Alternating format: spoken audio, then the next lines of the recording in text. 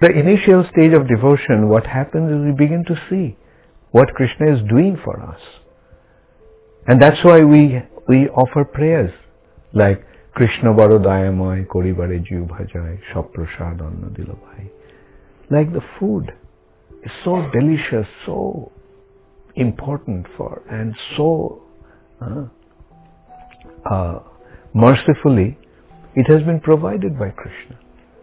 So when we are taking the food, we can appreciate Krishna's mercy. The more our devotion will increase, the more we will appreciate Krishna's mercy. Like, this is how we can appreciate Krishna's mercy while we are eating our food, while we are drinking water. Just imagine when you are thirsty. I mean, we don't actually understand the importance of these things in our lives.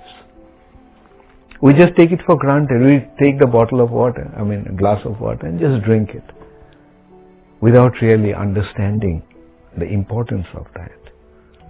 But consider you are in the middle of a desert. You didn't get any water for 2 days and there is burning, scorching sun. You are so exhausted and you are so worn out that you can't even move. You are just lying in the middle of a desert and the scorching sun, your throat is parched. For 2 days you didn't have any water in that situation. Then somebody comes and gives you a glass of water. Can you imagine how it will taste like? So this is what we have to learn, and this is how we have to learn to appreciate Krishna's mercy. We are taking the breath. We don't realize how wonderful it is. This we can practice very easily. Close your nose and mouth. Just keep it like that for 1 minute, 1.5 minutes, 2 minutes. What is going to be your situation? And then your hands and